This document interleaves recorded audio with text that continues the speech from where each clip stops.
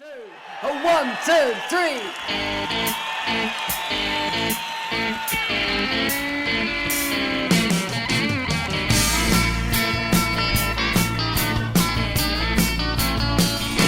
If I could tell the things that I've been shown, I'd tell of mountains I've seen, the giants I have known. I've walked with them, so what they could see, saw all that I needed, could be found in thee. 'Cause on giant shoulders, the whole world seems a different place to me. On those mighty shoulders, I once saw, and how they learned to see. Yes, on those giant shoulders, I know all that I am called to be. Welcome to the Book Distillery. We are the blue-collar scholars discussing books that matter. Joining me today is some of the usual gang. We've got Andy down in Farringdon, Richard up on the coast, wild man of the coast, and Ben, who's just moved to Bath. Exemptions this month. Jeffrey, about 10 minutes ago, with 2 minutes to spare, just submitted his dissertation, so he's given an exemption tonight. We will miss him. And also Harry, he's taking his Levitical exemption. Having recently just got married, he's given a year's exemption from military service in order that he may make his wife happy. And wives have never been made happy by men appearing on podcasts and taking up their evenings. So there you go. Our very special guest tonight is Dr. Alan Fimister, who is the director of the Dialogos Institute. And this is one for Richard. Richard, you would want to speak to these guys. Dialogos Institute is devoted to the study of patristic heritage in the spirit of Latin and Byzantine Thomism, which is really important for what we'll be discussing tonight anyway. Alan's main job is really assistant professor of theology and church history at the John Vianney Seminary in Denver, Colorado. He studied at Oxford and he studied in Austria as well. Is that the Vienna? International Theological Institute outside Vienna. Yeah. Okay, and he's taught Catholic, social teaching, church history, patrology in Austria and Britain. He has published European political history and Thomistic political history. His doctoral work is how I first came across you, I think, which was a book called Robert Schuman, Neo-Scholastic Humanism and the Reunification of Europe. Yeah, and that was a massive sort of source material for me. Alan's latest book is Integralism, a manual of political philosophy, which he co-authored with Father Thomas Cream, which is also cited in Saving Europe. So we are incredibly honoured for Alan to join us, partly because he has recently had his third daughter, and we salute you and we salute your beautiful wife, and we welcome you to the Book Distillery. Please give him a round of applause, everyone. Thank you, Alan. So this week we have got chapters 8, 10, 12 and 13. Just so we can push on a bit. This takes Schuman from private life to public life, out of the lawyer's office in Metz to Paris, where he feels like a fish out of water, from peace into war.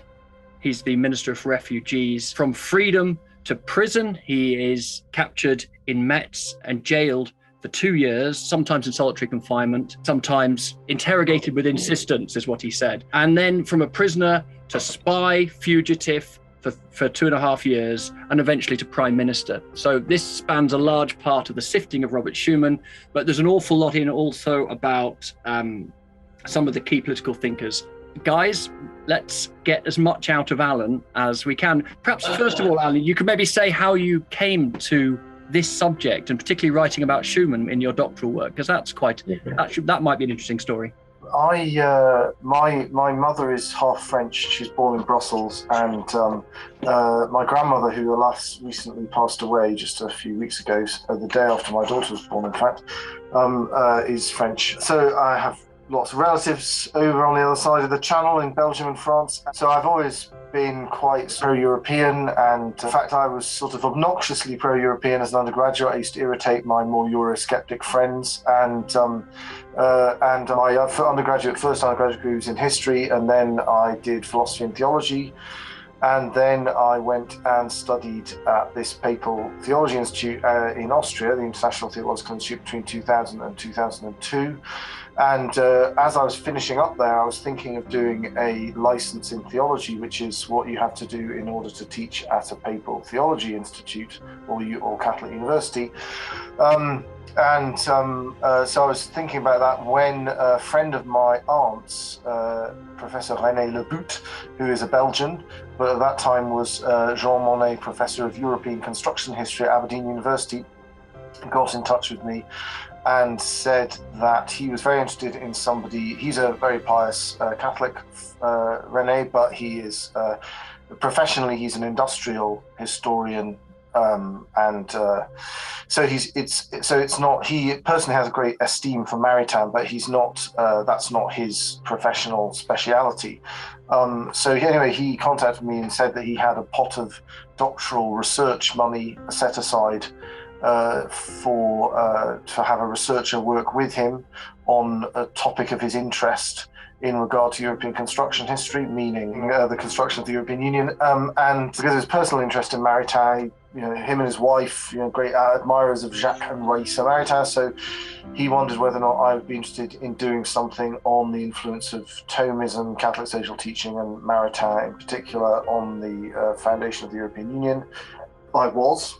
So I went to see him and we talked about it, and in the end I came to Aberdeen and did my doctorate there with him as my supervisor on this, which we eventually adapted into the book, Robert Schuman, Neo-Scholastic Humanism and the Unification of Europe. I must say, Reunification of Europe. I must say, however, a health warning, my enthusiasm for the European Union drained out of me over the course of writing the thesis.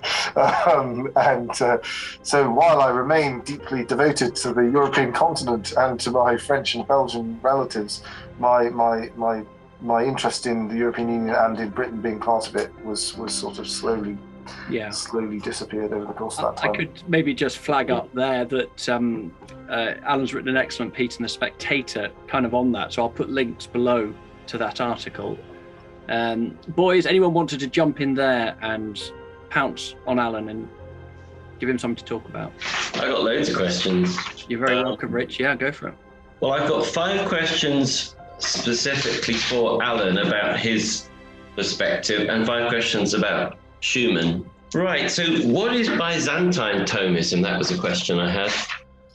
Oh, well, in the 14th century, I mean, I don't know about what your background is in this, but there's often a misconception that Thomas Aquinas acquired a sort of unchallenged position, a sort of, second Augustine type position in Western Christianity shortly after his death. In fact, this is very much not the case. There was a storm of internecine warfare between different religious orders erupted, and even Dominicans initially who didn't like Thomas's particular resolution of various questions exploded immediately after his death in 1274, and rearguard battle to prevent him becoming the second Augustine, as it were, in the West, and that was slightly calmed down as a result of the Protestant Reformation, because a large number of people who weren't that keen on him became Protestants. So in a way that kind of perversely strengthened his position. But he didn't really acquire the sort of unchallenged position that he sort of did in the early 20th century until Leo XIII adopted him as patron of all Catholic educational institutions, and sort of Thomism became the badge of not being a modernist under Pius X. So whereas in the late Middle Ages the medieval schools were divided between the Via Moderna, the Nominalists, and the Via Antiqua, the moderate realists, and then each of those was subdivided into various different schools, and of which Thomism was just one.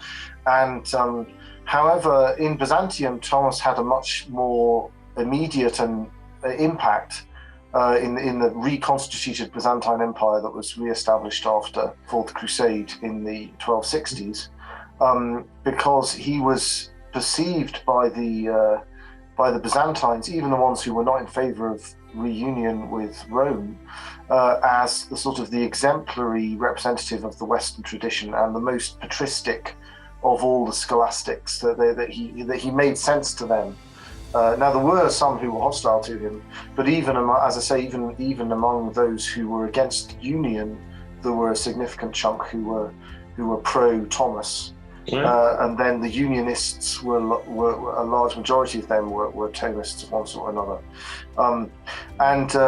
So the International Theological Institute that I studied at from 2000 to 2002 and then taught at from 2009 to 2014 is a sort of bi-ritual institute. It's full of Byzantines as well, Byzantine Catholics as well as Latin Catholics. But it's very Thomistic, and with a particular enthusiasm for seeing St. Thomas as a lens through which to read the Fathers instead of as an alternative to reading the Fathers. So he's often seen by what people pejoratively call manualism as a sort of way of just drawing a line through the 13th century and saying we don't need to read anything before this. Thomas read it all and has given us the executive summary. So the Latins and Byzantines in that place in Austria, we were all very keen on not approaching St. Thomas that way and seeing him and his method as a way of reading the Fathers. And with a particular enthusiasm for seeing St. Thomas as a lens through which to read the Fathers instead of as an alternative to reading the Fathers. So he's often seen by what people pejoratively call manualism as a sort of way of just drawing a line through the 13th century and saying we don't need to read anything before this. Thomas read it all and has given us the executive summary. So the Latins and Byzantines in that place in Austria, we were all very keen on not approaching St. Thomas that way. Thank you. But Thomas doesn't quote the Greek Fathers much at all in relative to the Latin Fathers. So he quotes the Greek Fathers much more than any of his contemporaries. Oh, yeah. My mistake, sorry. He famously said that he would give the whole city of Paris for Chrysostom. Was it Chrysostom's commentary on Matthew? No, he's actually he's very Hellenophile compared to a lot of his contemporaries. All right, so that's why they like him. Yeah. Do you want to keep going, Rich? Well, if you don't mind. Yes, because one of my questions was I've come across Catholic scholarship that tries to re-anchor Thomas's thinking much more firmly in Augustine. What do you make of that? Do you have a dog in that fight? Well, I mean, Augustine, the Thomist school is an Augustinian school. St. Thomas quotes Augustine more than anybody else, any other non-inspired author, I think. He holds to strictly Augustinian positions on almost everything. It's just, there are a few, you often hear people in Catholic academia will say things like, oh, well, I'm more into Augustine than I am into St. Thomas, or I'm more of an Augustinian or something like this. And I often, I'm strongly tempted to say to them, oh, right, so you think that when we come to know sensible singulars, God directly infuses the knowledge into our intellect rather than it coming to us through the senses? And they're like, oh, no, I don't mean that. And like, oh, right, I see, okay. So you take a Calvinist reading of Augustine and you think that that Christ only died for the elect. And they're like, oh, no, I don't think that. And I'm like, so which specific position of Augustine is it that Thomas doesn't hold, which you do hold? And they're like, well, it turns out they prefer Augustine's prose style to St. Thomas's, and that's about the long and the short of it. St. Thomas is of course, he makes alterations to the philosophical framework because of his assimilation of Aristotle, absolutely. But so are lots of other people who try and push themselves as Augustinians at the same time. I don't think there is a living school of theology in existence at the moment, at least inside Catholicism, that is more Augustinian than Thomism with strict observance. Thank you. Wow, that was a thorough answer. Thank you. And I had one more question that occurred to me as I was studying Henry's, because he talks about Schuman, but he riffs on it into current politics and the fate of Europe. And what I think it was at the Thomas More Institute in London, I think they're called, I came across a whole gang of quite right-wing Catholics who they basically had a whole take on Catholic social teaching that was much more, what would we say, neoliberal, Thatcherite. Because we hear a lot of disputes from outside Catholic social teaching that the right perceive it as too left-wing and vice versa. And Henry alludes to that in his account of the formation of Schuman. What do you make of all that? Do you think it's just above and beyond such debates? I think the right-wing, left-wing distinction is based on nominalism. So I think if anyone is right-wing, anyone who purports to be adhering to Catholic social teaching is comfortable with being described as either right-wing or left-wing, then they've made some very serious error somewhere along the road, because that implies a kind of opposition between law and freedom in economic or in political or social matters, which doesn't exist from a moderate realist perspective. I think it's a serious mistake, and I am tremendously irritated not only by Catholics who try and reinvent Catholicism as a kind of picture language for Marxism, but also by Catholics who want to turn the Catholic Church into a sort of chaplaincy to the Davos global hegemony. All of that irritates the hell out of me, and implies to me that people don't really care about the substantive questions. They've got their prior political and economic allegiances, and they just want to get their religious convictions, in inverted commas, to dance to that tune. But don't you find that in the States, that a lot of Americans just appropriate it all into their American mold? Oh yes, absolutely, of course, yes. But I mean, I'm sure that's true everywhere else as well. It's easier to spot if you have to come from the former colonial ruler of the society in question, so you're predisposed to have a supercilious and condescending attitude towards it. Yeah, I'd be just amazed by right-wing American Catholics who everything is just right-wing Americanism, and then they've got the Thomism stuck inside it. And I always think, surely it's about more than that. Surely it's more root and branch than that. We'll always bring up usury. It's like St. Paul saying, I am standing trial here for the resurrection, or whatever, and he'll try and start a fist fight between the Sadducees and the Pharisees. I mean, basically, if you usury just explodes a bomb in the middle of the attempt to just turn Christianity into a kind of convenient fig leaf for neoliberal capitalism. Because I was just talking to my church history class today about the Council of Vienne, the 15th Ecumenical Council, which condemns as a heretic anyone who denies that usury is a mortal sin. So that counts as an infallible definition in Catholic theology, so there's no wriggling out of it.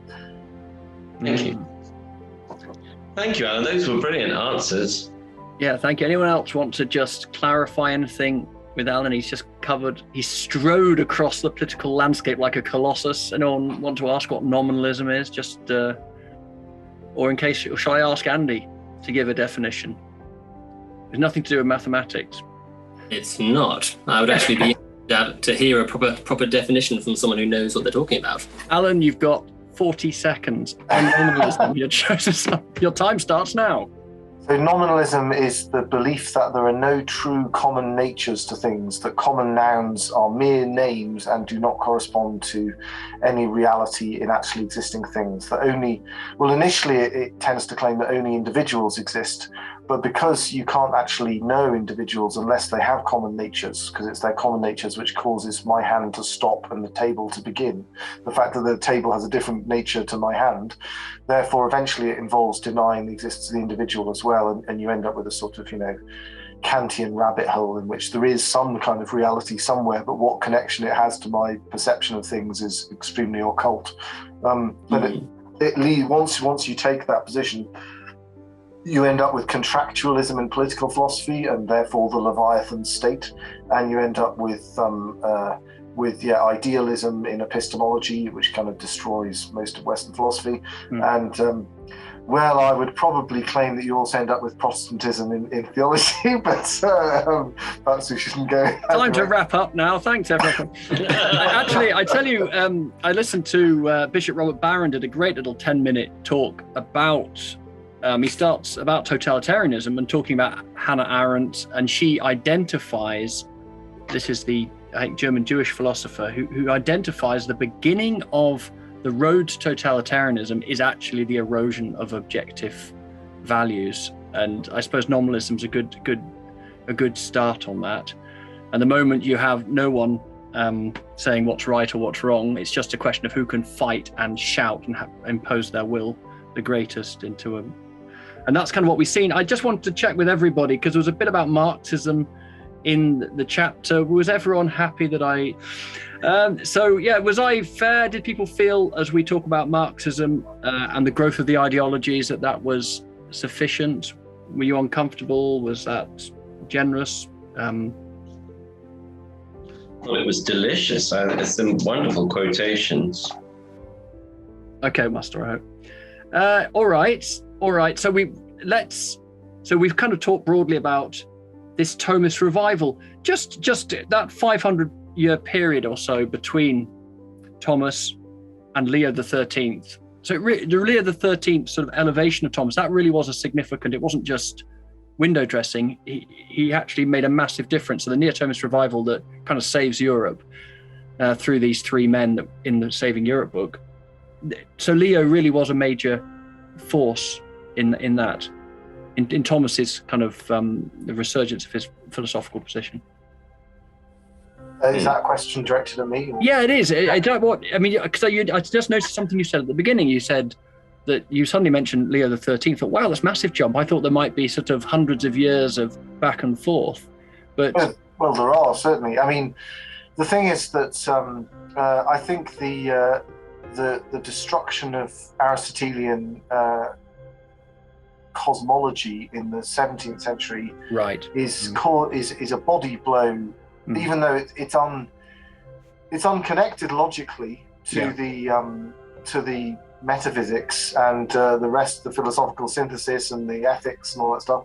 But psychologically, I think it was a body blow. Although I think Aristotelianism held on to the continental universities to some degree or another in the 18th century. That's partly why the sort of anti-Christian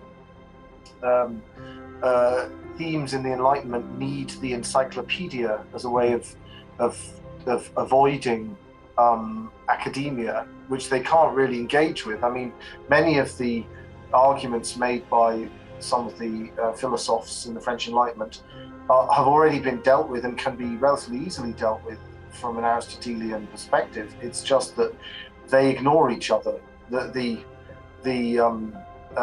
Aristotelians treat the philosophers as journalists unworthy of their attention, and the philosophers treat the academic establishment as obscurantist, slaves, priestcraft unworthy of their attention. So they just miss each other, and then these universities are all torched during the French Revolution and the French Revolutionary Wars.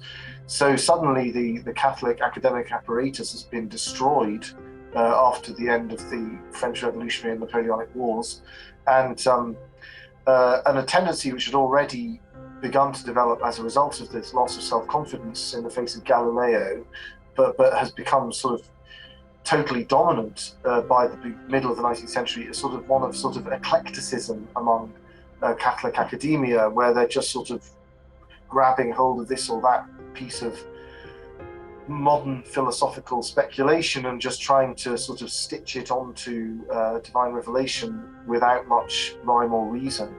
And John Henry Newman, in fact, he travels to Italy after he becomes a Catholic in order to sort of test the intellectual waters, and is quite appalled at the low quality of them.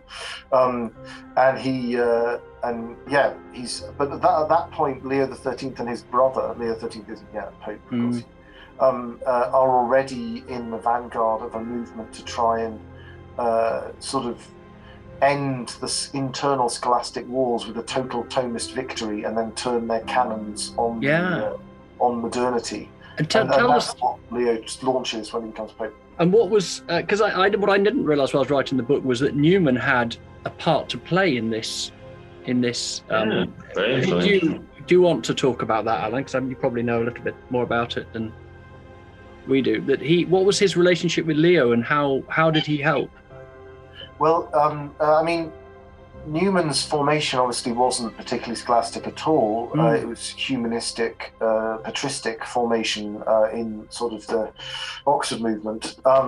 But he held to the validity and necessity of the scholastic framework. So he's particularly interesting in that regard. If there's a very beautiful passage in The Idea of a University when he talks about how to think correctly is to think with Aristotle, and there's a rather fine passage in the Apologia Pro Vita Sua, in which he talks about the fact that under the influence of Athanasius, Augustine, and Aquinas, theology has taken the form of a science with principles and methods of its own, and he has no desire to in any way unsettle that. So Newman is important as a sort of model of the beginnings of how to do a kind of theology that I was talking about earlier, where St. Thomas is a lens for looking at antiquity and the fathers rather than an alternative to antiquity and the fathers. But he doesn't achieve that himself, for all, in my view, his great brilliance, because he doesn't have that scholastic formation in the first place. So he's really a kind of an indispensable resource for achieving that, rather than someone who managed to achieve it himself.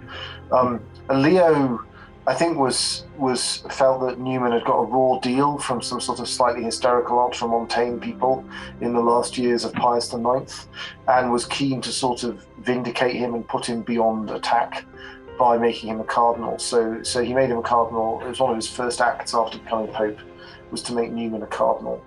And Newman gave his Beato speech, where he thanks Leo XIII for making him a cardinal, is very interesting. It's just like a couple of pages long, but it's he explains the logical interrelation between theological and political liberalism there. It's a very important text, I think. And then Leo XIII in I think the same year as he made Newman cardinal, but I'm open to correction, I can't remember off the top of my head, which was 1879, he issued this encyclical Aeterni Patris, which second year of Leo's pontificate, which was launching the Thomistic Revival, which went on to have such a general impact. Because part of the purpose of that revival was to disentangle royalist restorationism from Catholic political thought. It wasn't that Leo was hostile to royalism, it's just he thought that it was a matter of taste rather than a matter of principle. And a lot of royalists were trying to sort of insist that all Catholics had to be royalists in their political activity, and that was causing ructions and problems with the attempt to combat secularization in various countries. Thank you very much. I'm looking to the floor. I'm sort of keen to see how the nuts and bolts of this fall on the central character in Alan's doctoral work and, of course, this book. Anybody want to sort of pin him down onto Newman? Well, yeah, I was just... Sorry, Schuman. No, I wanted to go back to Newman for a minute because... Oh, gosh. Well, because you talked about the Catholic thought in the 19th century having rather lost its way and becoming rather eclectic, and the two people that rejuvenated are Newman and Maritain, both converts from Protestantism. So you could argue that they bring their Protestant formation with them to help renew the intellect of the Catholic Church. Well, Maritain wasn't a convert from Protestantism. He was an atheist before his conversion to Catholicism. But like many atheists, he did have a Protestant formation. Just to pick up, just checked that Fount of All Wisdom and Inerrancy, Wikipedia. Yeah, Maritain was raised a Protestant. I knew he was an atheist sort of when he's sort of considering a suicide pact with Racer at Sorbonne. But it was a radical family. I mean, it wasn't like they were all sort of, singing their metrical psalms. Yeah, right. Yeah, it says reared in a liberal Protestant milieu. Yeah. Okay. You said it yourself in your book, Henry. It's in your chapters on here. It's in Wikipedia and my book, therefore it is almost canonical. All right.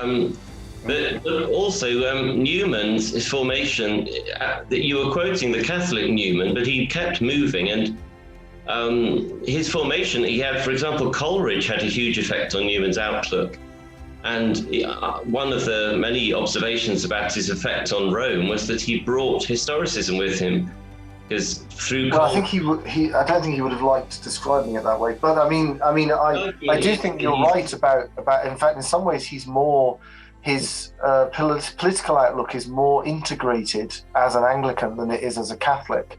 And one of the reasons for that is that he, as an Anglican, he could see at least the remote possibility of an integrated Christian political and social order in Britain, or at least England.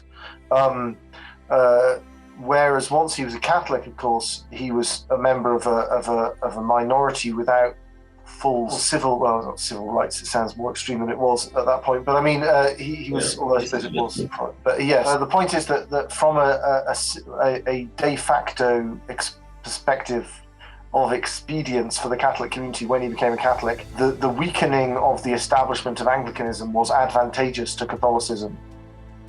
However, from an abstract point of view, that was disadvantageous to Catholicism in the sense that Catholicism wanted an integrated social and political and religious order as part of its social teaching, but it happened that it was not, as it were, it wasn't Catholicism that was the principle of that order in England, so he's kind of slightly frozen in his political views. They become extremely nuanced. I don't think there's any inconsistency in his thought, but it all becomes kind of kicked off into quasi-eschatological time. He discusses this in the letter to the Duke of Norfolk.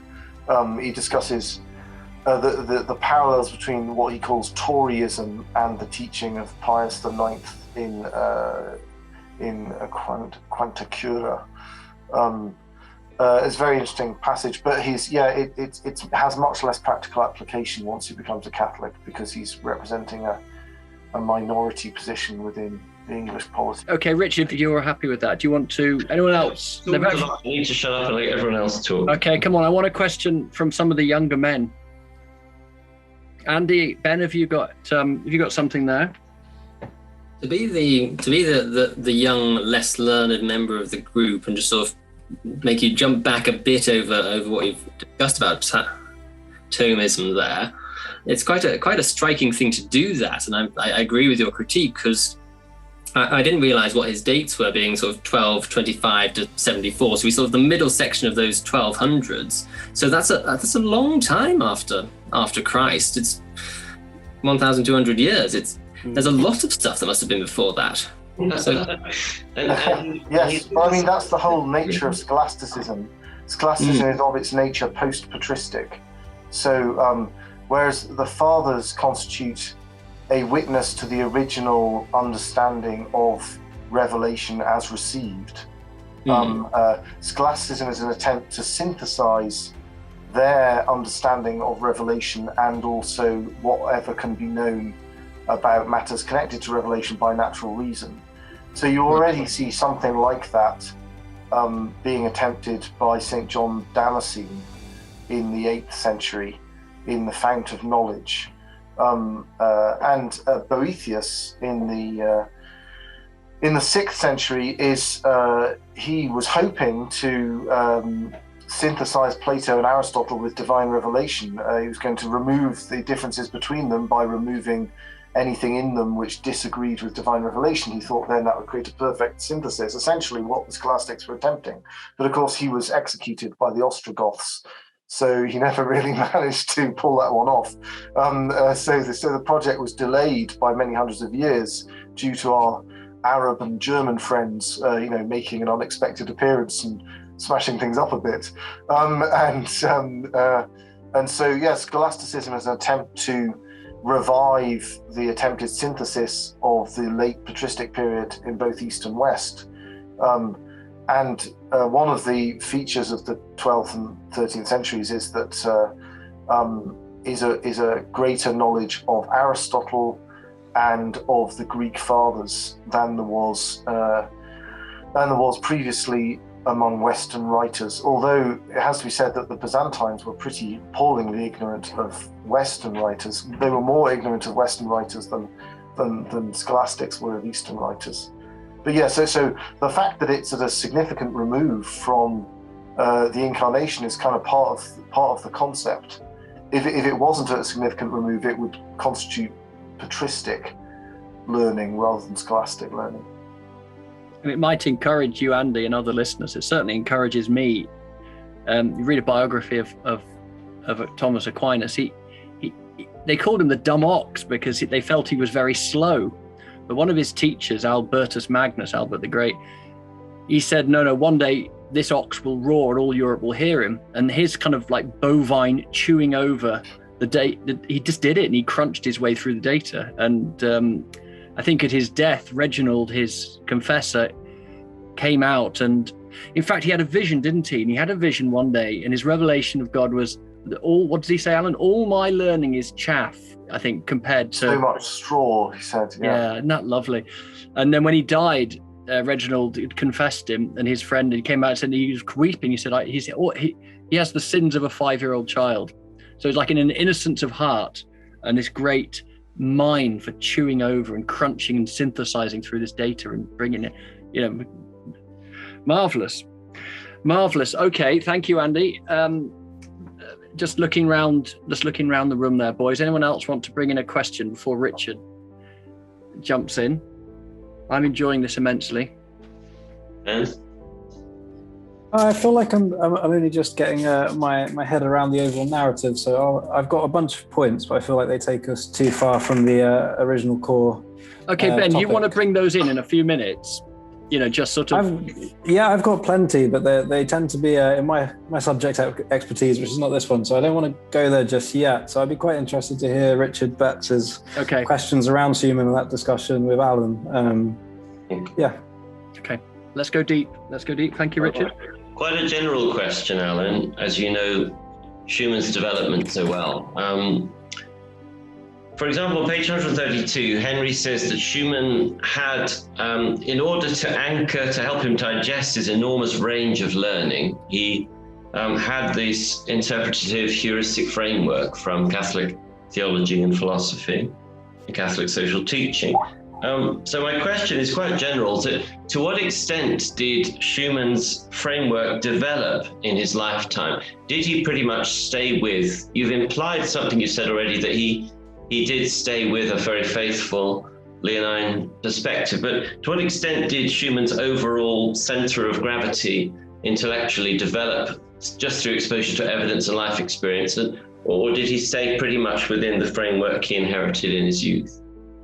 There's a significant shift on either side of the war of World War II. Right. If you look at there's an address he gave, I can't remember what year, it's like 1939 or something, called the Liberty of the Church, and the perspective he gives in that is very much Pius XI, Leo XIII sort of perspective. And he talks about a law which had recently been passed in Francoist Spain, which was stating what the civil position of the church was in Spain. I mean, Schuman wasn't an enthusiast for Franco, but he was also, unlike Maritain, he wasn't an. Maritain was much more inclined towards the Republicans in Spain. It's what caused a big row between him and Reginald Garrigou-Lagrange. Anyway, Schuman says that that's a good arrangement, the law which he cites. So I suspect from that, the evidence I found was thin, but I suspect from that he was not yet massively influenced by Maritain as of 1939. Now, by the time we get to the 50s and the late 40s, it's clear that he is significantly influenced by Maritain. Wow. And it's not clear when the transition exactly happens. The thing is that Maritain has up until the middle of the 1920s, Maritain has a position way to the right of Schumann's. He's associated with this rather unsavory organization, Action Française, which is a sort of integral nationalist group whose intellectual leader, Charles Maurras, is not in fact a Christian at all. He's an agnostic. But he believes in an integrated national community with an authoritarian form of government and a sort of uniting national myth. He wants France to go back to being a monarchy, and he kind of wants Catholicism to serve the same function in France as, sort of Wagner did in Nazi Germany.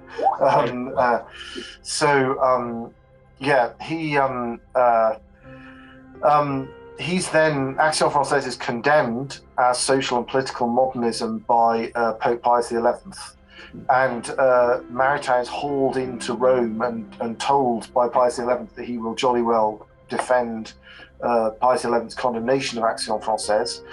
And then Maritain kind of moves way across this political spectrum to the left. And the strange thing about Action Française is that they had this slogan, politique d'abord, politics before everything else. And their idea was that conservative non-believers could agree with believers about a conservative political settlement that they wanted, even though their reasons for wanting it were logically incompatible. And this is what Pius XI objected to. He didn't object to royalism. I mean, he objected to people saying you had to be a royalist if you were a Christian, but he didn't object to royalism as such. If royalism is your political system of choice, knock yourself out, as far as he was concerned. He's just like, don't try and insist that that's what you have to be because you're a Christian. What he wanted was the conformity of the temporal order to natural and divine law, not royalism, which is not a requirement of natural and divine law. It's not incompatible with it. It's not required by it. But weirdly, Maritain kept this idea of politique d'abord, of bracketing fundamental questions in favor of a shared political framework. He just went for a left of center political framework instead of a right of center political framework. And this is how this is his concept of integral humanism. And he came up with this idea that which I think he's right about, which is that inviolable human rights and universal participation in the civil order are not things which can be comprehensively vindicated on the basis of natural reason alone. They require divine revelation to support them. But then he makes this false move, which is that if you then have those things, that means you've implicitly got divine revelation. And so he thought he could kind of bracket the demand of Catholic social teaching for the formal recognition of the gospel in the civil order in favor of this integral humanist civil order, which he thought would entail an implicit recognition of the gospel, and that would be good enough. And the reason why this starts to get entangled with European integration is because he thinks, and again I think he's right about this, that human beings are naturally gathered into something approximating nation states, and that their gathering into a larger unity from every tribe and tongue and people and nation is a supernatural reality. And part of his integral humanist idea was that by creating political structures which were only justified by grace and revelation, it would create a natural affinity between those structures and Christianity. And so he thought that because he thought that a European unity was more than was justified by reason and nature, it would, I've forgotten the exact line, but he says basically a European federation created under the banner of liberty, it means as opposed to kind of conquest or whatever, would already in and of itself constitute a new Christendom. Mm-hmm. And it was these ideas, I think, which began to really explain to Schuman his own aspirations for European integration, and also his own path to his political goals through a laicist set of French political institutions. And so that's where I disagree with Schuman and Maritain. I'm afraid I think that wasn't that was a mistake. I think I don't think you can reverse engineer divine revelation from those political institutions, even though I do think that it's true that they're not justifiable without divine revelation. So that was a lot of argument in a short space. What was the date of Pius XI's condemnation of Action Française? I think it's 20. Is it 25 or 26? I haven't got my. Oh, so around the time you wrote Three Reformers, when that came out. Yes, although I think he'd written that beforehand, not afterwards. Yeah. The first thing he wrote afterwards was The Primacy of the Spiritual, which was published at the time in English as The Things That Are Not Caesar's.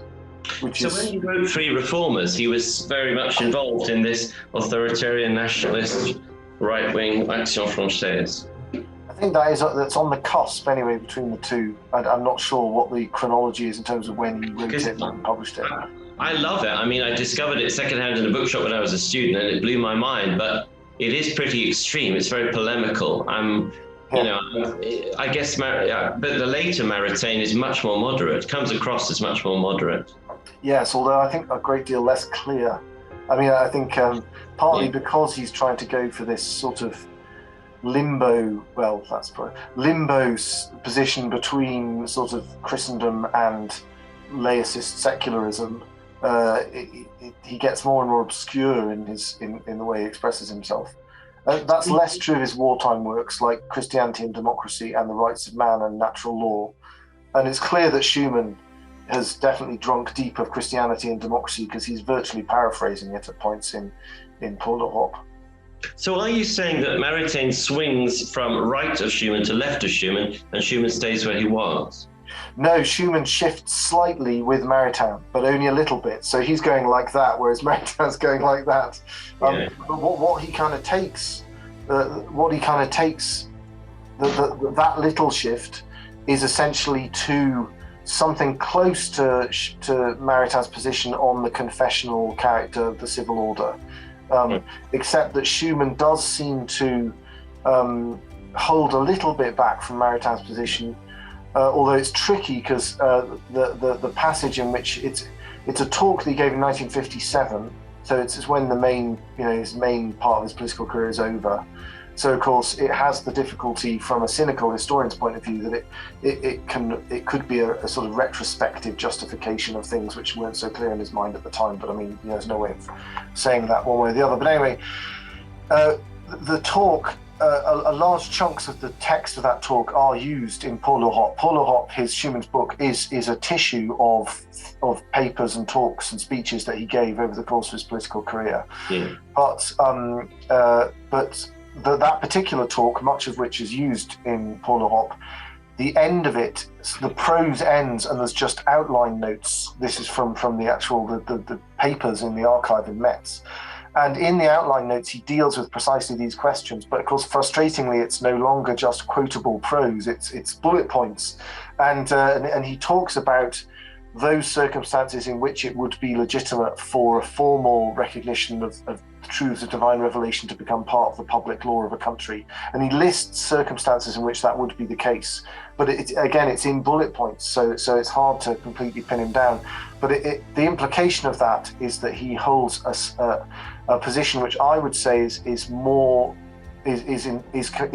within the boundaries of orthodoxy, in a way that I think Maritain strays outside the boundaries of orthodoxy. And I think so. In that sense, I think Schuman is a good boy to the end. But I think he has a radical flutter with Maritain. But he stays more inside the ring than Maritain does. Yeah, for everyone else, this book, Three Reformers by Jacques Maritain, published in 1925, and it's about Luther, Descartes and Rousseau, and it's got a narrative thread saying what's wrong with Luther and Protestantism, then what's wrong with Descartes and modern philosophy, and how that he draws a clear line from Luther to Descartes, and then what's wrong with Rousseau and modern morality. So he's taking you through modern philosophy through these stops. Luther as the foundation of Protestant thinking, Descartes as a sort of what he sees as a transmission of Protestant thinking into philosophy and the sciences, and then Rousseau as the ultimate debasement of all of that. He particularly loathes Rousseau because he's ex-Catholic. But thank you. So my interest there is, do you think Schuman read, or is there evidence that Schuman read that book when it came out? And would he have agreed with it? I'm pretty sure he would have agreed with it. I wouldn't be surprised if he read it. It seems likely, given it's one of Maritain's kind of racier, more readable works. Paul VI, in his earlier incarnation as not the Pope, translated it into Italian.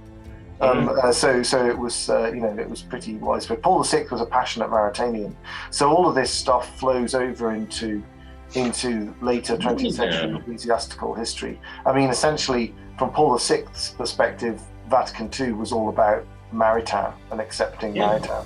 Yeah. So would you read Gaudium et Spes as sort of Maritain, a sort of scholastic or a phenomenological explanation, or some sort of uptake of Maritain?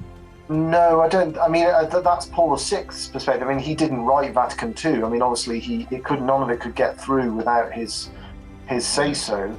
And there are key interventions of his which arise from a Maritainian perspective.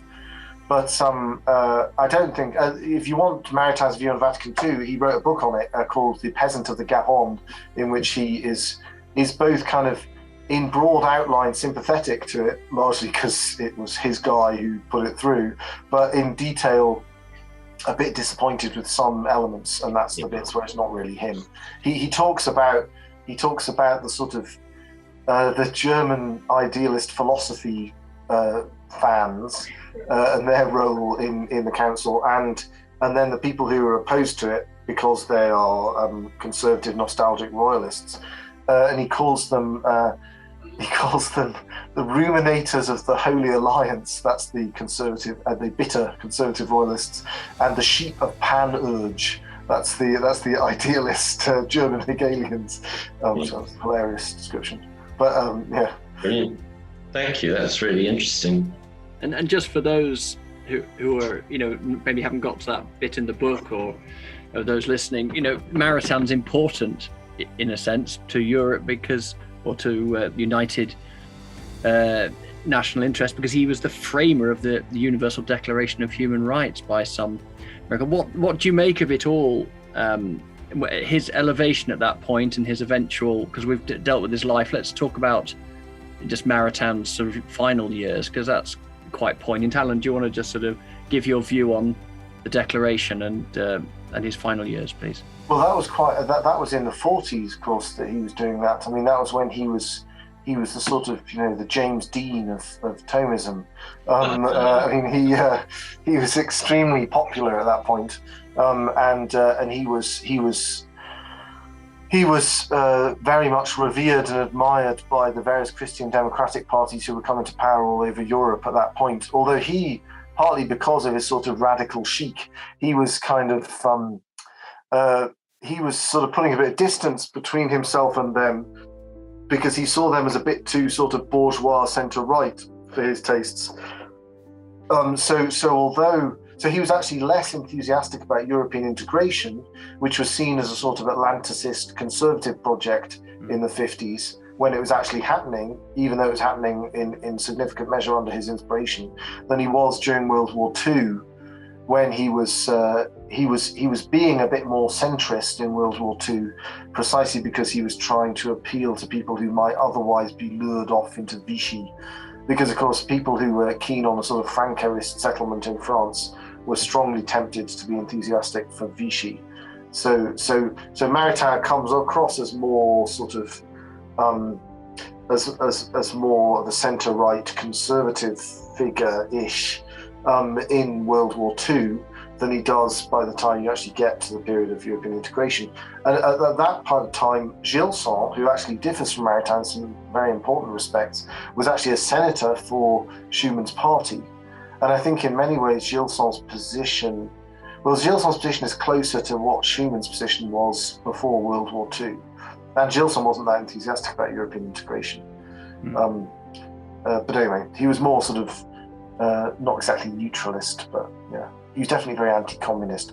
But he was more integralist than in the sense of wanting a formal confession of truth's divine revelation in the civil order than Maritain was, or Schuman was choosing to be in the 50s. Thank you. Gilson is another famous French 20th century Thomist philosopher.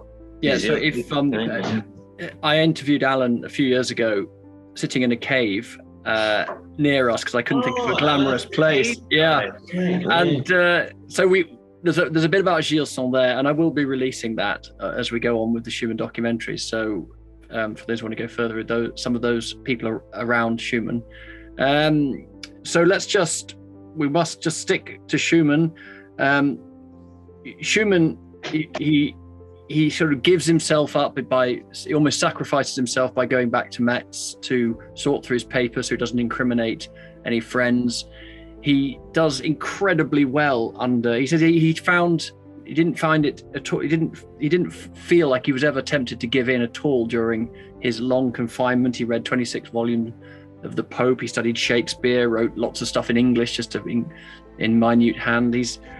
He thrives in the aesthetic setting of the Rue de Moribard, where he's kept in Metz under the pavement for 7 months over the winter of 41, and he's interrogated by the Gauleiter Joseph Burkel.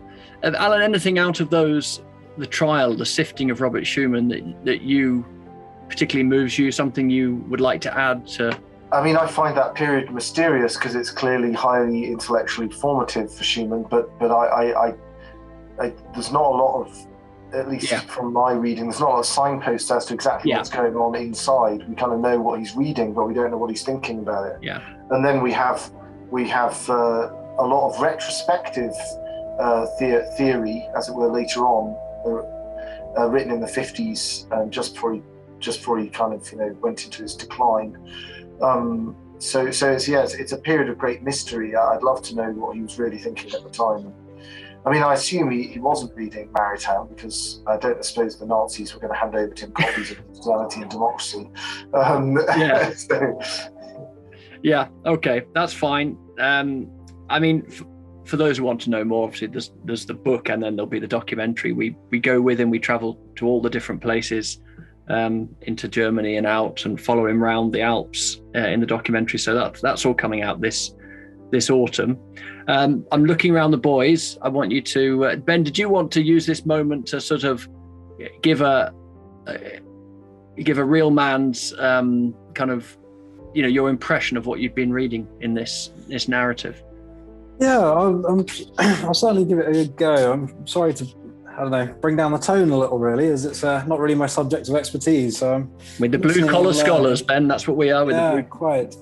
I mean, one thing to dip into it. I mean, it's a fascinating time. There's kind of streams of almost divine providence or just sheer chance around the narrative of these men's lives, and I think one of the things I reflect on quite a bit reading this book of Henry's is the themes that come up and the ties to Christianity. And I think one of the ways that plays out is looking at the character, the integrity of De Gasperi, Schuman, Adenauer in these times. And I think the other thing, there was a quote, I think it's from Schuman himself, which was, "Democracy cannot be improvised. It took 1,000 years of Christianity to fashion it."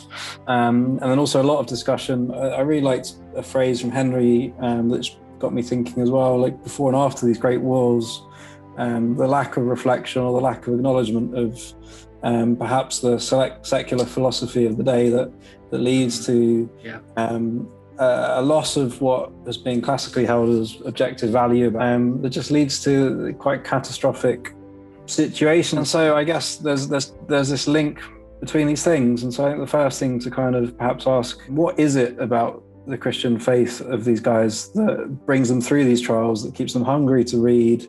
That would be my question. What is that link between their character and what they ultimately achieve and their Christian faith? He said that grace has not failed me in the hour of testing. And he put it down to, and they all went through something similar. And obviously in these chapters, we're just doing these 4 chapters, which is a lot for us to even go into the stories. But in Adenauer and De Gasperi's case, their sifting was, it was quite profound. They were stripped of everything. For Schuman, he's the man without family, without parents that are alive. So they can't bully him that way. But the other guys, they had a horrendous time, really. And De Gasperi for obviously, 20 years of it. So 25 years of it. 23. So yeah, I'd love to hear your explanations, boys. I think their political integrity, their love of truth is important. Perhaps a starter as well is just classically good and evil, an acknowledgement that this is just wrong. Like and on every level, and understanding this philosophically around the political motivation of the Nazi Party, fascism, and communism, and just seeing that that's just not good, and good is worth preserving. Perhaps that's a factor. There's one quote that stuck out to me today. I think it was, I don't know who it's from, but it's those that prize like their comfort ahead of their principles will end up with neither. I think you footnote that to Eisenhower in the text. Right? Yes. Well, go on. I've just bought a copy of where am I going with this? Ordinary Men, the study of one of the German SS groups at this time, and it was an observation by Jordan Peterson, who he makes a point in reading these books about ordinary folk that end up as part of this, the regimes that these three blokes are kind of opposing in their lifetime, really, and suffering under a great extent, and how the vast majority, like even just reading the history of this period of time, and they're voted into power democratically, and it's democratically removal of democracy in Italy, as far as I understood it, just reading from what Henry said. And so it's ordinary people like you and me that didn't stand up at one point or another. I Peterson loves this point, and but we're reading about three people that did. It's come up a few times in this book. It's the ideas that play out in the academy that really is the movers and shapers of society. Really, it will play out down the line eventually if it's agreed upon and conferred. And so, to the everyday man, that feels quite detached. And is it really that significant? And you can just see how that attitude flows into the general populace that did become, in Germany, for example. Did lead to an utter catastrophe, and yet here are three folk that are just standing in the face of it and then reform it afterwards. I think it's quite profound what you say about Schuman, in that one of those conversations from I can't remember who the journalist or historian that sits into the conversation, but he relays that Schuman kind of sees that this will end in defeat, and he's already thinking about what it looks like to reform, what it looks like to forgive, what it looks like post the event, and then that is confirmed in his statistical analysis with his kind of insider's view into the German position. I'm just quite taken. I'm sure. I love that is just that Schuman was so sure that this could, the Nazi ideology could not last. And he had that certainty, and then he realized that they were actually going to lose. But it was his conviction that this thing is going to lose, that this is not, he would not be intimidated. And so much happened wrong because so many were intimidated, and just people's moral codes were eroded because they thought, who can stand against the beast? And yet, it's wonderful how Schuman just didn't give a fig. He just knew that it was not for real and that Nazism wouldn't last. I thought that was a really encouraging element for me. That Schuman was deeply rooted in the history that he just wouldn't be shaken. It's really striking how they stood up to it in the face of such trials and horrible times. And it just strikes me, how should we know when to sort of stand up practically and actively speaking out to this is wrong? And also in some ways, actually, these men are standing up, but they're knowing that now isn't the time to stand up. De Gasperi sits in the library, burrows away, keeps studying, keeps learning, but without putting his head above the parapet, in a way, so that when the time comes, he can step out and be active. And it's to do the redemptive work of putting the pieces back together, just for their individual nations. For De Gasperi, Andy, it's sort of a couple of stages. But one of them, there's like a bit where he's end up publishing under a different name. And then when war's declared, he realizes the time now is ticking on Mussolini. Now there's war. So then he goes underground, living in St. John Lateran to prepare the next generation of leaders, and that was significant because he was thinking of the next 10 years. He wasn't thinking about his own life. So and Adenauer faces his own trials. But I think the best we can do is the small acts of self-forgetfulness that we're called on now, to pick the battles when they come to us. I think that takes a little bit of wisdom, not to go. Interesting. You mentioned that Bonhoffer did endorse the attempt to kill Hitler, didn't he? But you said Adenauer didn't, and Adenauer held back from involvement, you said in your narrative. I thought that was interesting, because Adenauer he was getting on. I mean, he could easily have died of old age, let alone anything else. Yeah. But he held back from involvement, which kind of saved his life, and therefore he was there after the war to meet the others. So it's a matter of discerning what the Spirit is saying to you, I suppose, because these guys are clearly led by divine providence, aren't they? So there's two important distinctions here, which for this sort of discernment about what to do in under a tyranny. One is the Leonine point from Leo XIII, which is that forms of government are indifferent matters in themselves. So it's not the problem. It is a problem on a natural level, the fact that dictatorship and such like a hideously awful forms of government, which are almost inevitably going to lead to terrible things happening, but they're not intrinsically immoral forms of government. They're just crashingly stupid forms of government. Whereas putting people in death camps and smashing up their synagogues or whatever it happens to be are intrinsically immoral things, right? So you've got to not participate in anything intrinsically immoral, and insofar as it lies in your power, try and prevent it or reverse it. But that doesn't mean that you have to overthrow the system of government if there's no immediate prospect of that succeeding. You're not under a moral obligation to overthrow the tyranny in the same way that you're under an obligation not to cooperate in its crimes. That's the one point, which allows the room for discernment. And the other point is a brilliant point that Otto von Habsburg used to make, which is that he used to say, when you die, God will not ask you whether you won or lost, because he determined whether you won or lost. That was, he decided that in advance. He will ask you how hard you fought and on which side, because that is what will determine your judgment, not whether or not you won or lost, because that's man proposes and God disposes. So I think those two as it were points of navigation allow one to make one's way through an oppressive tyrannical regime.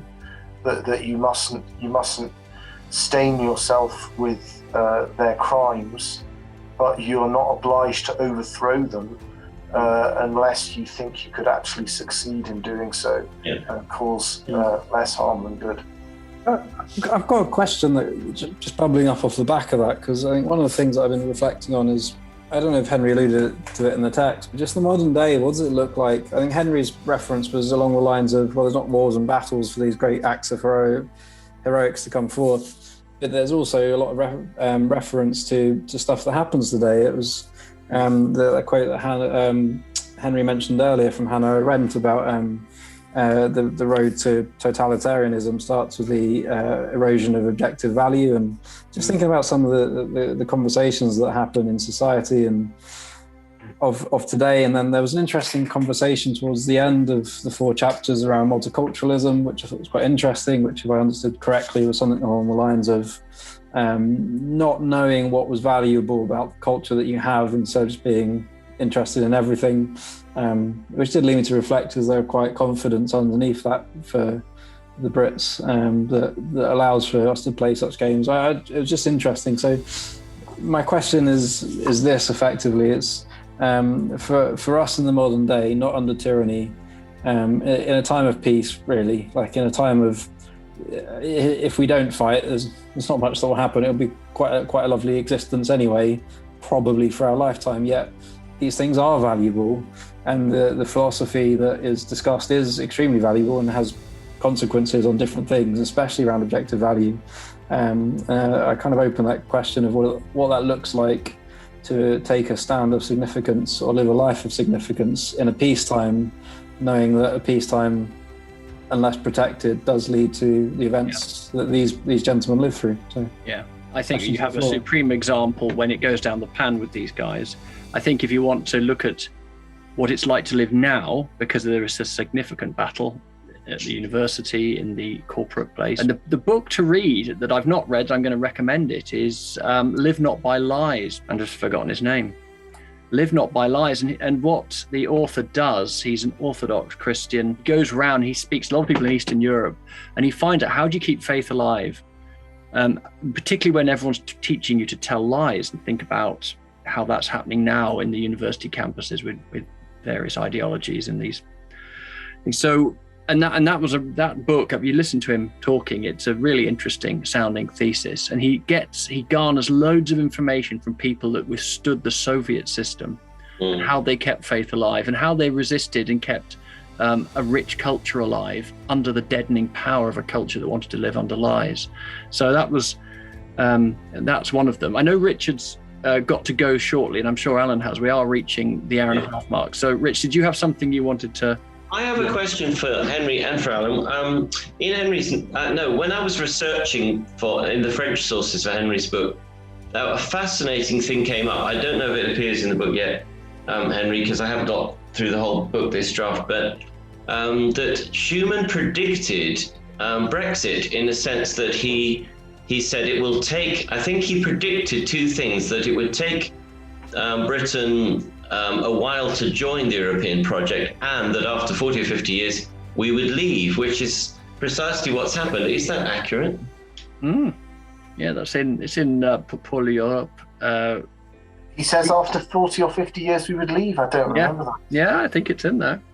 I remember him saying that it was kind of incompatible with the Anglo-Saxon civic tradition. So he doesn't sound very enthusiastic about it. Yeah.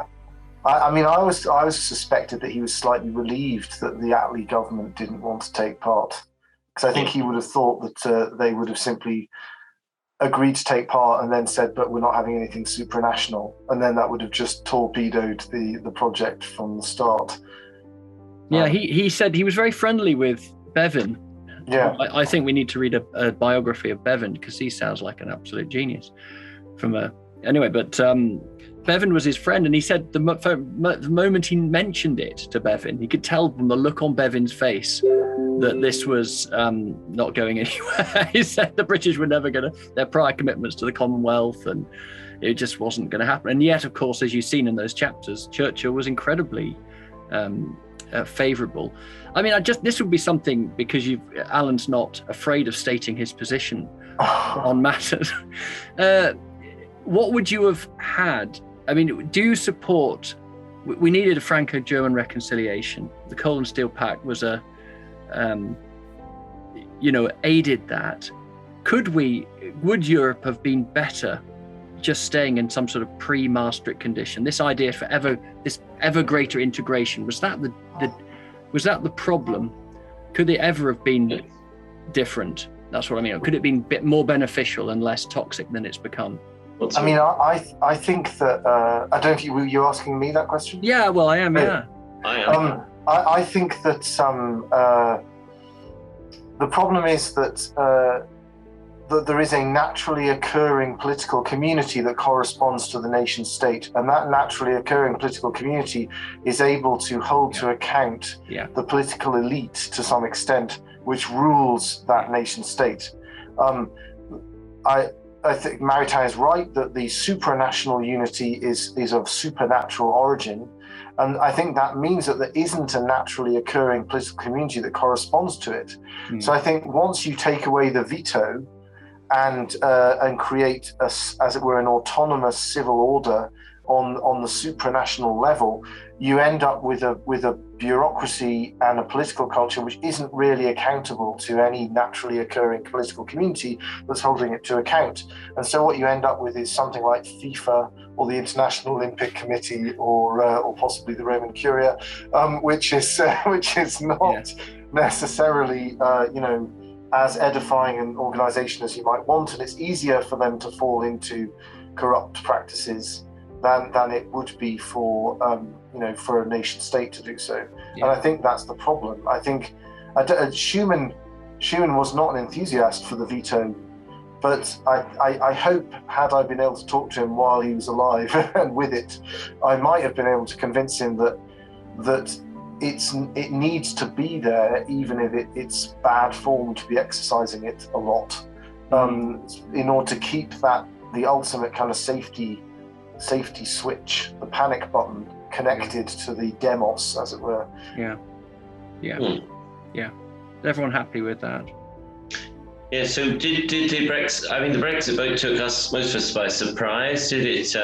What was your view on that? I assume you were Well, you mentioned you had an ambivalent relationship with the EU as it's become. So I campaigned for Brexit.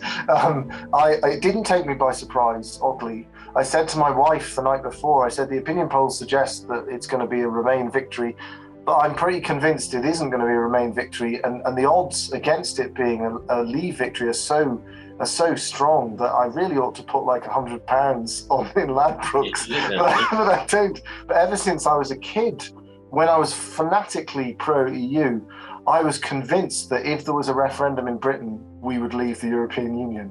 I was always convinced of that, even when I was fanatically in favour of the European Union. I thought that we would leave if there was a referendum.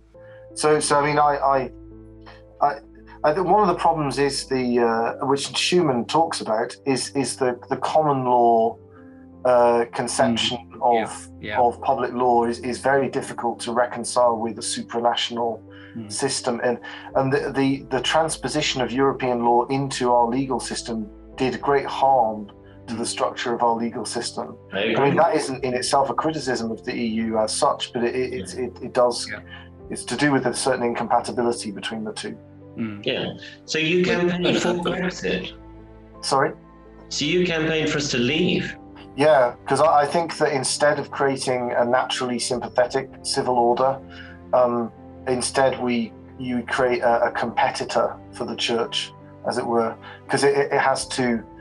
I mean, I sort of hint at this argument in the last chapter of my book on Schuman, is that deprived of the supernatural and revealed basis for its existence, a supranational institution will try and parasitically consume the national institutions which compose it and turn itself into an artificial superstate. And I think that's one of Angela Merkel's circle, a woman in the leadership of Angela's party, said, interestingly, in the last 6 months, that perhaps if the EU were to dismantle itself and retreat back into an EEC model, it could rescue itself. What would you say to that, Alan? Well, I think that's true. I think de Gaulle's model, which I'm not in itself an enthusiast for. I find Schuman massively more sympathetic person than de Gaulle, but I think de Gaulle's model is more workable with the givens of grace and nature and reason and revelation than the supranational model. I think the supranational model has an inevitable tendency to turn into something nasty and Babel-esque, whereas I think the souverainiste version of de Gaulle is more rooted in nature and therefore has less tendency to turn into a diabolical imitation of supernature. Thank you. The whole difference between the EU, European Union, a political union, and the EEC, European Economic Community, a community based on trade and finances, being different things, was something that I didn't, maybe it's just sort of my age group, mid-20s, but I didn't quite get that until at least a long way into the discussion about Brexit and whether we should or shouldn't, or even after Brexit, the vote had happened, because I'd heard that we'd had a vote whenever it was in the late 1900s to join, and I thought, okay, well, we voted to join, so that was it. But it was only later that someone pointed out, wait a second, no, that was to a very different thing. That was to a trade bloc. It's a very different thing from a political union. Mm-hmm. Well, from a federalist point of view, if I was to play federalist advocate, the Schuman Declaration talks about the European Federation of the future, and the European Coal and Steel Community being a crucial step in that direction. But it's true that it isn't the European Federation of the future.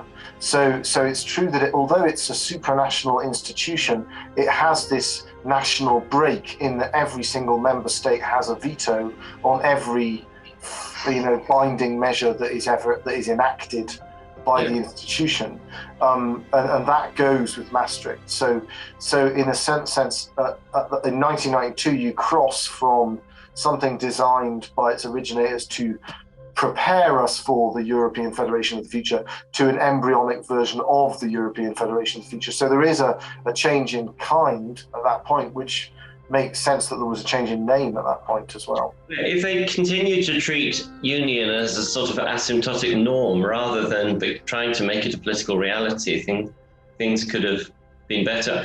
For me, there was just a big democratic deficit between 75, when the population of this country were asked, are you happy with us going into the EEC? But then there was the big transition in 92 with Maastricht, and we were not asked. And I felt that Major really wasn't in a position to ask because his government was too weak, but Blair was. And I felt that in many ways, the whole Brexit mess is Blair's fault because he pushed us in so hard and he deliberately didn't ask the people. I think he probably perceived, this is narcissistic on my part, but I think he perceived what I think I perceived, which is that had we ever been asked, we would have said no. Mm-hmm. So I think that was always going to happen. And I think it's because I think it's because Roman law, Justinian's version of Roman law, was rediscovered in the 11th century, and it took over the legal systems of continental European countries, and it never took over the legal system of England. Exactly. Yeah, and it, yeah, psychologically different. That's precisely why Schuman predicted what he did, if he did predict it, because he understood the legal systems. Yeah. I think it's a really instructive text is Edmund Burke's speech on conciliation of the American colonies, in which he tries to explain why imposing our will on the 13 colonies in North America is pointless and counterproductive. And it represents a completely different model of cooperation between nations. Which is really what lies at the origin of the Commonwealth. The real charter of the Commonwealth is that speech. Yeah, and we'll be discussing a bit of that in chapter 15, the Europeanization of Europe and British exceptionalism, and how we sit among the cabinet of nations. And it's quite interesting. And we hopefully to have an Oxford professor to talk to us about that then. But for now, maybe we could close with an optimistic note from Alan. How, if he could have his way, I'm optimistic that maybe post-Brexit Britain could be a real blessing to the world. We speak on the sort of a couple of days after Britain and America are going to start a nuclear submarine programming for the Australians to help them fend themselves. Is there anything you'd like to see, Alan, if you could have your way, speaking from Colorado to the old country? I'm afraid I'm quite a pessimist at this point in the history of the world. I feel that we've kind of dealt mortal blows to the natural viability of Western civilization. I don't know that we could turn the corner in time. I'm sorry, you asked me for an optimistic assessment. I think the disaggregation of the bloc from a British point of view has the advantage of making it slightly less likely that we'd be dragged down immediately with the continent. But I don't think it's necessarily going to fix anything long term. I think one of the interesting things about the interwar period is that it was a much more comfortable environment ideologically to be a Christian because of the fact that the major threats were comprehensive doctrines, fascism, communism, Nazism. They weren't trying to pretend that they were ideologically neutral.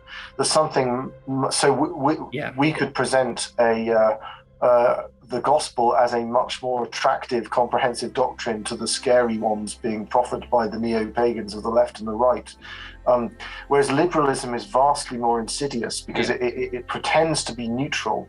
But of course, the neutrality is meaningless. I mean, if you're neutral on climate change, that means you do nothing about climate change. I mean, I have no view on climate change, but what I mean is, if you're neutral on the subject, that means you're not doing anything about it. If you're neutral on, I don't know, whatever. Silence is violence. Then you're not doing anything about trans rights either. So whatever they are and whether they exist or not. But neutrality is really just like if you have a state which is neutral between all religions and none, then what it is effectively concealed state atheism. That's logically inescapable. There's a great quote from Evelyn Waugh in the Sword of Honor trilogy. His protagonist says he enthusiastically signs up to fight at the beginning of World War II.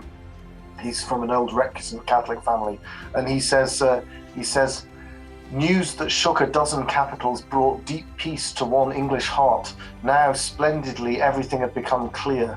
The enemy at last was in plain view, huge and hateful, all disguise cast off. It was the modern age in arms. Whatever the outcome, there was a place for him in that battle." Now I think so in a way, although you're facing a horrible totalitarian nightmare in the 20s and 30s, nevertheless, the baddies are there with big skulls on their uniforms and stuff, sending people off to gulags and concentration camps. It's all clear where we stand.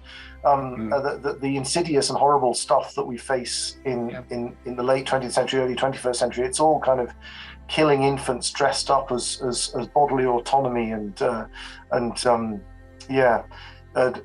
altering nature supposedly on the basis of freedom and ending oppression. So it's all doublespeak and sold under the form of kind of pseudo-neutrality. It's much more difficult, and I think just like in the 30s, in the form of some of the revived cultural forms of Marxism and the rise of Islam in Western countries, we see that people are not going to stick with that indefinitely. They're going to turn to a comprehensive doctrine, but by the time they get to look at the rival comprehensive doctrines and Christianity is going to be so eviscerated sociologically that it's going to be difficult to turn the corner, he said. So that in that horrible despairing note. Well, I'm sort of in the sense a realist, like our Lord. I think he said, in meta-analysis that wickedness will wax worse and prevail, But what's lovely about this story, of course, is that you could not have the unexpected possibilities of renewal that we experience through, these three men that we're studying and the significant people around them is unexpected. And I'm not. I appreciate that. I really appreciate it. None of us could have said it quite as well as that. You are the Peter Hitchens of the podcast. Thank you for bringing Thank you. I really appreciate how you fielded this sort of bombardment of questions. So graciously and so eloquently. It's been a bit like a medieval disputation before a council. Thank you. Very nice of you. Yeah, thank you. I think probably because of everyone's time, we ought to just say thank you to Alan. We wish him well. We look forward to seeing him in England soon. Thank you very much. Thanks. And thank you very much for listening. Some of the things that Alan discussed there are actually mentioned in the final chapters, where we will hopefully be having more podcast discussions. We've lined up some top academics from this country, from Oxford, Cambridge, to talk on those. So please keep watching. Thank you for tuning in. Please subscribe. This podcast is available on audio. And if you have questions, do drop them in the comments here, because this is the place where we'll be replying to your questions. So thank you very much for watching. Thank you, Alan. Thank you, boys. We wish you a very good evening. Remember also that this journey was part of the research for a book which uses the lives of Columbanus and Schuman to explore the unlikely arrival, survival, victory and atrophy of European civilization. Do follow the links below to find out more. Please let us know what you thought of this episode, what you liked, what you didn't, what was new to you. Just start a conversation below in the comments section. And of course, if you found the content helpful, then we're pretty sure you're going to like this next one suggested here. But also, while you're there, don't forget to help us by subscribing to the channel. Thanks for watching.